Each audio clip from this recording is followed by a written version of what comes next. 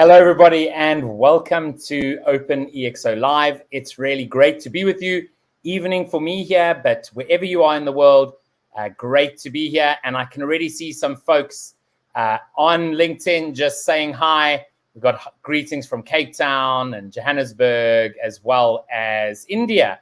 So really great to see folks saying hi. If you have any questions during today or just want to say hi as well, please do drop a comment in the chat as we speak this evening. And so this evening, we have Liezel van Rooyen and Craig Terblanche with us.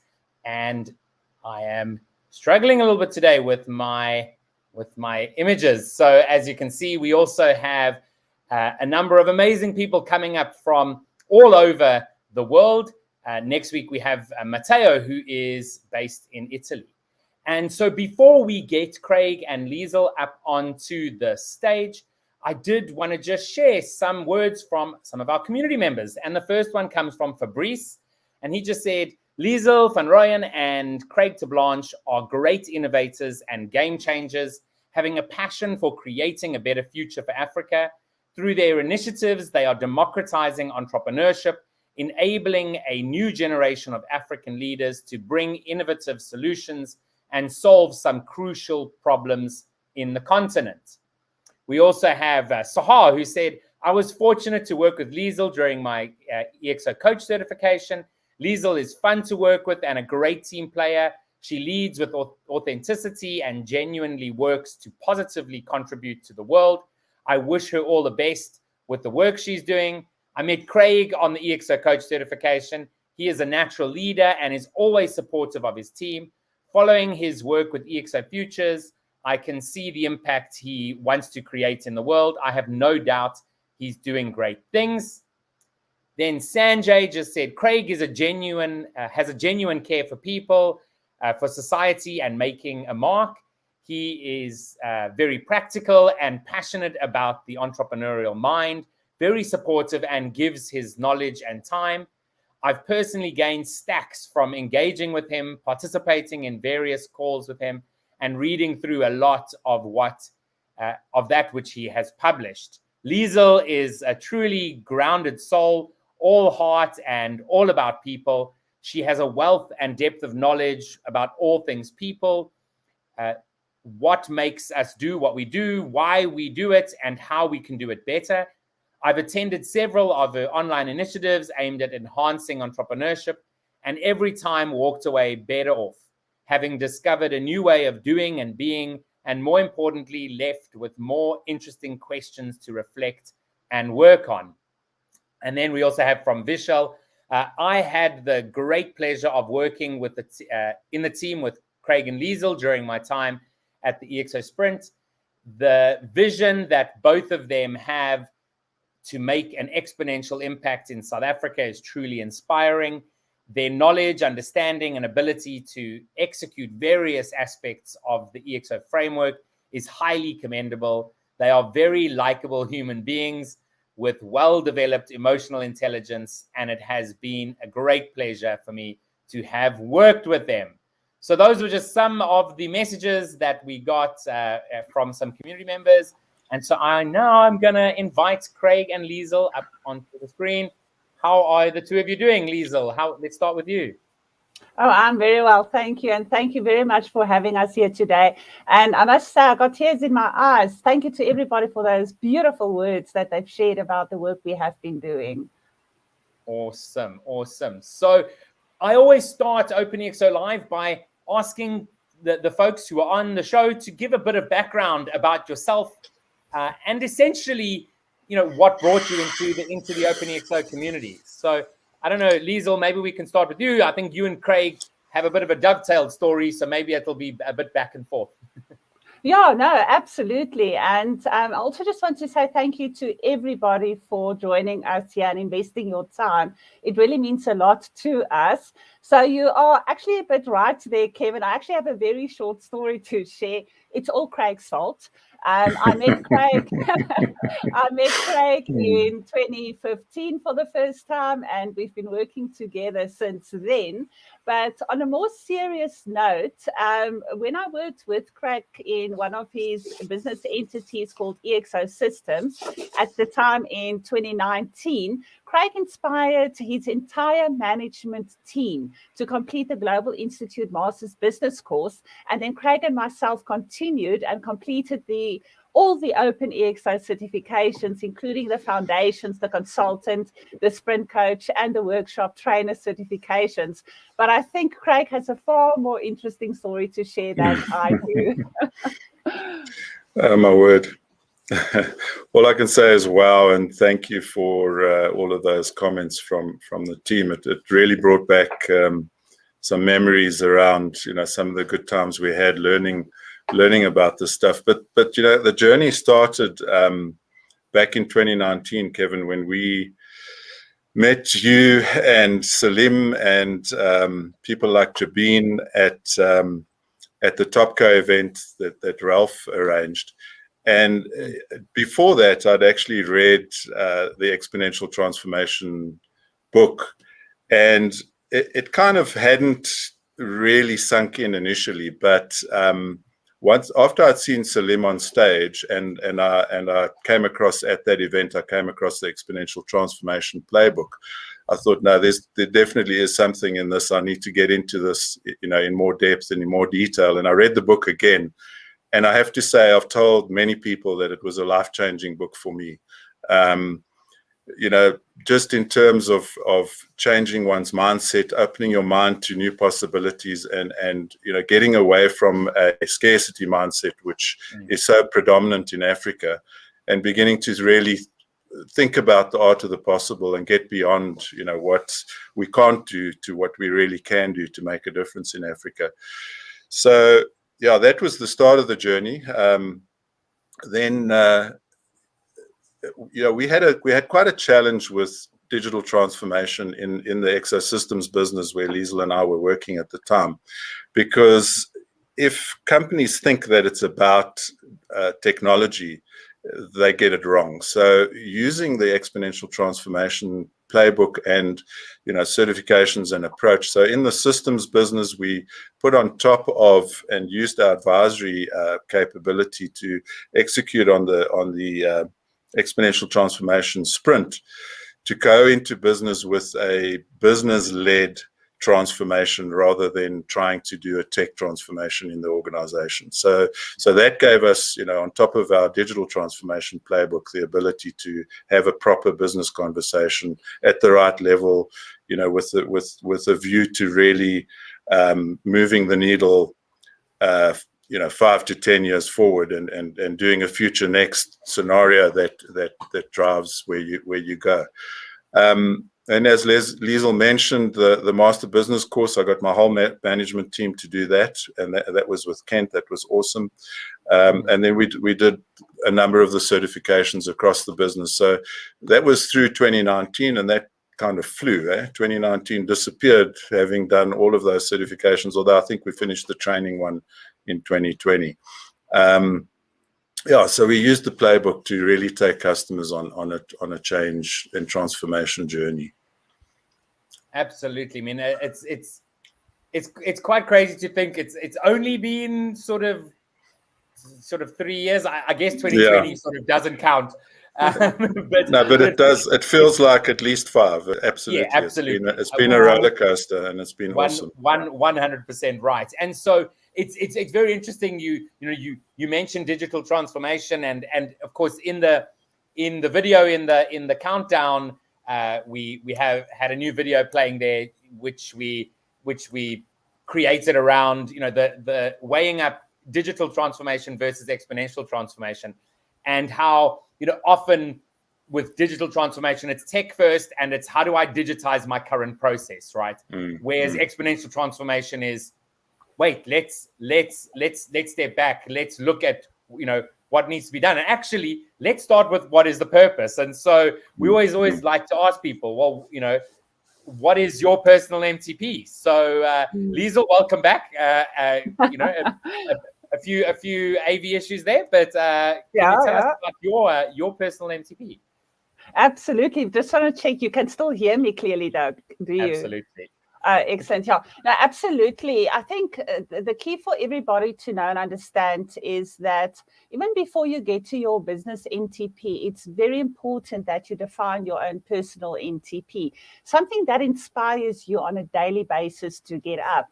And I'm going to apologize in advance if I become teary at stages when we talk about our MTPs, but that's exactly what should happen, isn't it? So my personal massive transformative statement is to empower every human being to be the hero of their own life story, fulfill their purpose, and master their destiny. So my contribution, Kevin, is to equip entrepreneurs with this capability, as I am extremely passionate about the pivotal role they will play in the future world. Awesome. That's really awesome. And yourself, Craig? Yeah, no, awesome. Mine is short and sweet.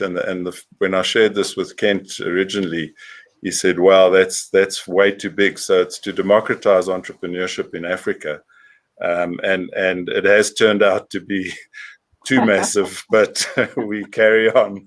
We keep on swimming, as Nemo would say. Yeah. Or was it Dory? It was Dory. Dory. That's correct. But of course, it doesn't. Being massive and transformative is a big part of it, right? And having those sort of moonshot goals along the way that are going to get you to your MTP is what's really important, right? Looking at embracing the ExO model in order to leverage the attributes to get you there. So how would you say in the organizations that you're running, which are really focused on that transformation as well as democratization of entrepreneurship, how would you say you're embracing the ExO model? I'm going to just take a step back to there's a bit more in terms of the MTP. So in the group, we've got the systems business, we've got the advisory business, we've got the training business, which is ExO Futures that Liezel runs, and then we've got the that's COVID, eh? COVID does that. Makes you say the wrong words, although I'm fully recovered. And then we've got the innovation factory. So there's those 4 areas of the business, and one of the things that's been quite a challenge is to get alignment across the 4 areas and really get everybody pulling in the same direction. So at a group level, we've developed the MTP that says our mission or our purpose is to accelerate Africa's inclusive economic growth through cooperative platform business ventures. So that's kind of pulling everything together across those 4 areas of the business. And then Liezel, do you want to talk to the futures one? Yes, absolutely. And I think what you also mentioned there, Craig, is that within the group, we are supporting each other. It's our own ecosystem. And therefore, it's important that what we're doing on the future side is that we need to support what we are doing on the ExO group side and within the other entities. So on the ExO future side, our MTP is to accelerate Africa's transformation to economic freedom with future now capability. So what we are doing is we're providing the platform where our community can meet, share their skills, their experience, and their expertise, while they can also get the opportunity to earn from doing so.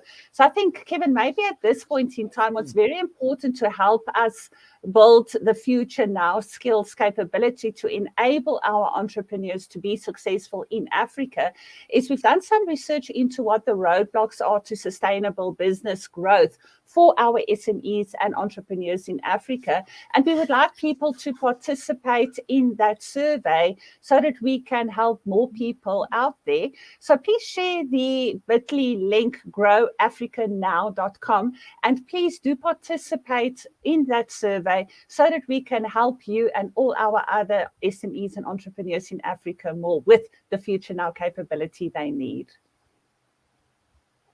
Awesome. That's really cool. And so I know that there's, like you say, there's a few business pieces going on there, and so too many moving parts. Yeah. If you look at where you're embracing different attributes, what would you say are the attributes that are sort of top of mind that you are embracing? I think let's start with EXO Futures again, since that's where we left off. It's safe to say, Kevin, that we are using all the attributes, obviously starting with the NTP and using the remainder of the 10 attributes, but there's a lot to share. So as you said, what comes to mind and what's top of mind is definitely leveraging the community and crowd attributes, where we are building this ecosystem to allow our decentralization and self-organizing communities to establish itself. And those are obviously communities that buys into our NTP.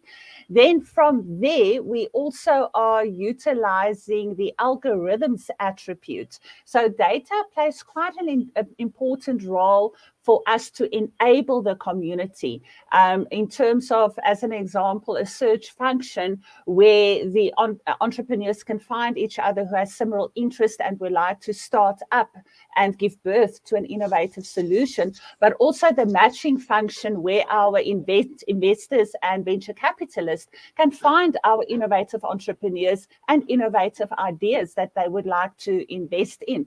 And maybe a last one that's very important to us is the social attribute, where we are using knowledge nuggets, which are essentially these bite-sized Future Now skills programs, as well as live webinars that enables our entrepreneurs to acquire the skill sets, the future skill sets they need. So we're using those knowledge nuggets and live webinars and workshops as the social object in the social attribute for the communication and the engagement to start taking place, which is what we need within the community.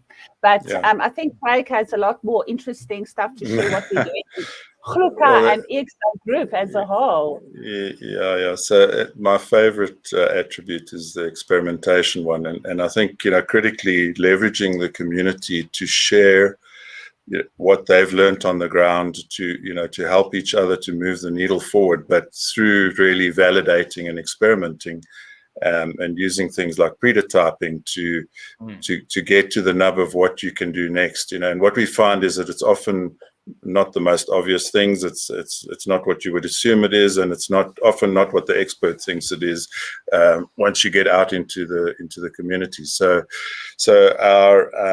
in our Kluka model, which is a whole different story, it's kind of a go-to-market where we're implementing the innovation factory concept. We're using digital pioneers to enable SMME, or small and medium business digitization. And these are guys who are just, tech savvy and digitally literate enough to help anybody to participate in the digital economy. Through a whole set of tools, which I won't go into detail on, but really doing that from the ground up, and then from the corporate side. And the whole point is to give people the opportunity to participate in, through digital inclusion. You create economic inclusion. So the more we can get people to digitize, the more they are able to actually participate in the big business arenas, where we're trying to create and implement disruptive business models at scale. And then we leverage the data and the insights. So back to the attributes, to help everybody be more effective, understand where the weaknesses are in the ecosystem, so that, kind of in a community network of economic flow, you understand what you can do to improve things and improve the flow. So that's that's a mouthful. Like fantastic, and I mean, I get a lot of work. I mean, experimentation, whilst it's an amazing attribute, it is a really, really tough one, right? Because I think it was in the Everyday Astronaut video where the guy was running around SpaceX speaking to Elon Musk, and he one thing that he said, which was pretty awesome, was most of us have a mental straitjacket, right? Because we grew up in a school which told us that the questions that were asked were right, and we must give the right answer.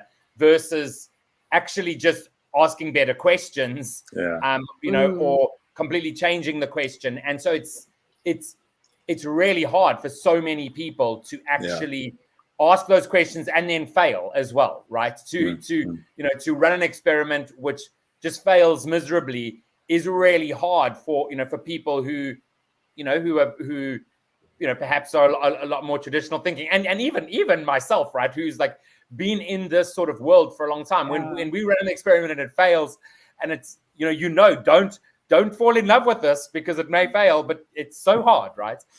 So you know, really kudos and all the best there with all of that. So you've mentioned quite a few projects that you are working on. You know, anything in particular you really want to highlight around some of those projects? Yeah, I think, you know, I've said a number of times that our problem isn't unemployment, it's actually employment. So we need to create employment at scale, you know, and you know, net new jobs are not coming from corporates, and government can't magically create jobs. So they can't close the digital divide without some kind of disruptive entrepreneurship. So we've got a number of projects that are, you know, along the lines of how might we create the future that we want to see in Africa, that's driven by digital inclusion and fuel economic inclusion. So I think I'll start with the Kluka open marketplace, which is where we provide digital access for SMEs to participate more effectively in the economy by digitizing their supply chains. So it's not just a website, it's really the ability to connect to the market effectively and have a full order to cash, you know, process and ability to participate digitally without needing to do all of the development and all that kind of thing, and really to learn that, you know, you can actually go through the steps of getting an order and getting paid all the way to getting paid with a frictionless kind of process that digital enables, and giving as many people as possible the ability to put their product catalog up, put their services up, but also track, you know, delivery. So it's not just a Shopify, it's the full experience of like an Uber-like experience or a platform kind of experience that you would get with that full process. So that's the Kluka open marketplace. And what happens there then is we go into kind of vertically integrated marketplaces or digitally integrated marketplaces. I'm not sure if it's vertical or horizontal. We've had this debate, but for example, we're setting up for civil society a marketplace that instead of all of these NGOs being excluded from participating in the digital economy, they're able to get involved and participate. And the first project there is on what we call the independent observer mission for the elections, where all of the independent observers that are coming from civil society and the NGOs get registered, and they're able to report incidents and that type of thing. So it's a bit tangential from what we're really keen to do, but we got approached to help with, given that the elections are kind of under duress and all sorts of funny things going on. We won't go into the politics, but we're helping with that kind of thing. And the nice thing about that is, you know, it gives us the reach to many organizations countrywide who can go and recruit, for example, these digital pioneers, so that we can really do the stuff at scale. You know, we can't do one accelerator at a time or one set of startups at a time. We really have to find a way to create jobs at scale. So that's the mission, and we're having fun. And then lastly, we're building an impact chain because on the blockchain, and there we're looking at how we can possibly integrate that to the ExO economy, where one of the critical things is with grant funding and impact funding, people don't know where the money's going. They can't demonstrate where it's gone to. They can't show the value of the input and the output. So we want to measure outcomes like net new jobs. We don't want to just, take money and say we did something and who knows what happened kind of stuff. Yeah, and I think to add to that, Kevin, it's very important that we support all these initiatives from an EXO Futures perspective as well. So what we have done is we have created a Future Now capability framework to support the Kluka Manifesto, which I hope we can get some time to touch on, and briefly Craig did touch on that as well. So this framework now supports funding syndication, SME empowerment and digitization, venture acceleration, future skills, and then, of course, ecosystem transformation. So we've created programs around all of that, and we look at our community to participate in and to also contribute actively to this framework. Very important skills in helping us create and jobs, and that's doing that at scale as well. Absolutely. And I definitely think that that we could keep going for quite some time, but the time has sort of run to the end. And so a massive thank you to both of you for joining us. But as we end off, what is it that you sort of want to leave people with who are watching this live right now, or those who are watching this as the recording? I think there's a huge opportunity in Africa, to participate and contribute to the ecosystem that drives digital and financial inclusion. And we're not looking to create the next 20 or 100 unicorns. We're looking to create thousands of sustainable businesses that that provide jobs for the people of Africa, and create that digital competitiveness that allows us to also compete globally.